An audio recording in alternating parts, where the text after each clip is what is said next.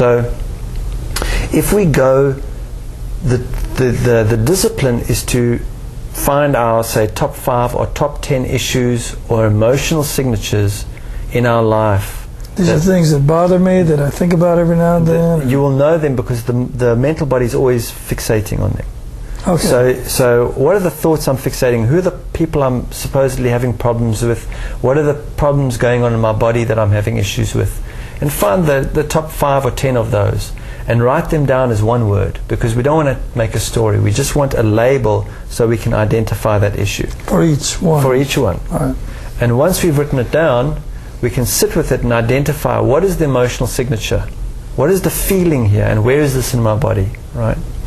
Because what they are is they're all emotional signatures. In fact, they're like notes in a tune of a song we don't like to play. It's a tune we don't like to listen to. That tune is always playing in my body, because if I think about my father, I'm having issues with my father, and it brings up the anger. And then I feel that anger, say, here. The reality is that feeling is always there. That anger is always going on. I'm just at times not aware of it, and in the story about it and acting out the behavior, and that behavior becomes the doing. So the task of not doing is to approach those emotional signatures every day for 5 to 15 minutes. But the most important thing, in order to make this transition from doing to being, is to approach it absolutely consistently. Consistency is the key, because every time I'm being with those emotional signatures, there are going to be consequences. The consequences are that I'm going to receive what I require to bring resolution. Oh, to that signature. To those various signatures. Okay. Right? And so what's important is that I go and visit those signatures, emotional signatures, consistently every day. And even if I only do it for, say, 30 days as a task, that will be enough. Because if I go every day consistently, it's like a parent that is consistent with a child. It doesn't spend all day with the child, but is going to meet with that child at some point every day and consistently be with that child, is going to give rise to a more balanced child than a parent who spends all day with the child, every now and then, and you don't know which day it's going to be. Mm-hmm. So consistency is the key. And also because being without condition consistently, there's being, consequence, being, consequence, being, consequence. And eventually what happens is we start to see how what we require to bring resolution to these emotional signatures is brought to us in a way that has nothing to do with our doings. We didn't do anything to make it happen. It's brought to us through someone, for phone calls. We bump into somebody we needed to speak to. Someone suggests something that helps us with this body thing. Things are brought to us that we know we didn't do to make happen. Mm-hmm. And what we start to make the connection is, eventually, through this experience, we make the connection between being without condition and receiving what we require. So as we make that connection, and we start to see and have no doubt that my being without condition at the causal point of these emotional signatures is bringing what I require to resolve them, then as I go through my life, when difficulties arise, I'm less likely to enter doings to try and bring resolution, and more likely to rather enter being without condition upon the point of that. And then my activity in the world is less about doing things that I can feel better, and more about just participating life in the momentum of life as an expression of my being. So that's the one approach. And that approach, when applied with discipline every day, eventually it won't be required for us to do this not doing, because we will value being without condition enough to monitor our emotional signatures as we go through the day.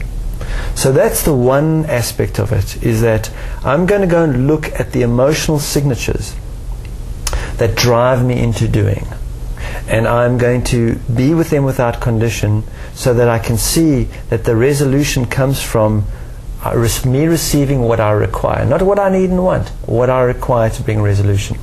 That's the one aspect.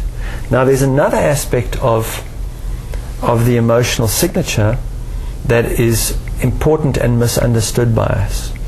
And this is best demonstrated by, for example, an actor who has an audition. Right? Okay. So they have an audition that evening. They have an audition one evening for a play.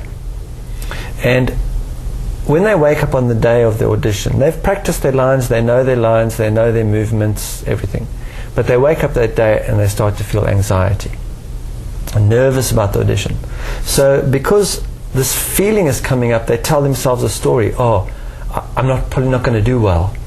Maybe I need to learn my lines more. So they spend all day doing stuff to try and making themselves more nervous and practicing. And by the time they get to the audition, they're already in a state, and they don't have the level of experience, or they don't have the level of experience that is possible. They will leave that audition going, I just wasn't my best.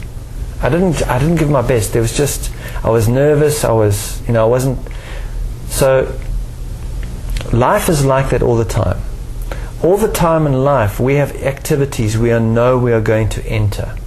And what happens? So, for example, if that actor had woken up that morning and felt these emotional signatures and said, this is what I require, because this is what I require to enliven my state of being for the audition tonight.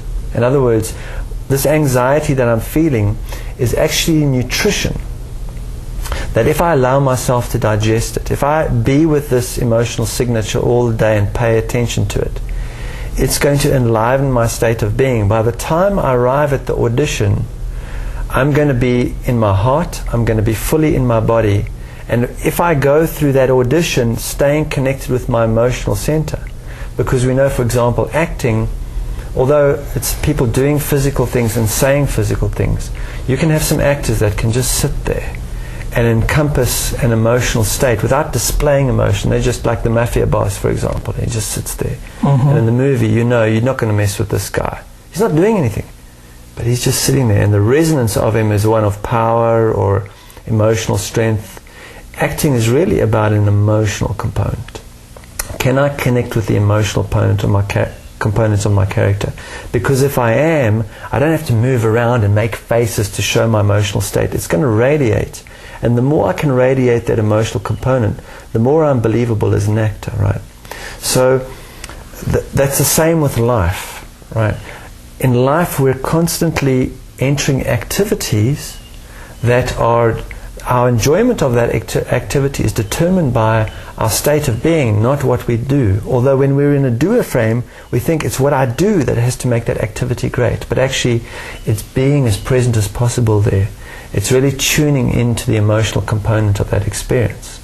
So as I go through life, aside from the practice of visiting my top 5 or top 10 emotional signatures every day to enliven my state of being, to awaken me to a state of being, as I go through my day, there are emotional signatures that are going to come up. Naturally, I'm going to be driving to work, I'm going to have a feeling come up. I'm going to be walking somewhere, I have a feeling. I'm going to dinner with my family, an emotional state comes up. These emotional states don't come to hurt us or sabotage us.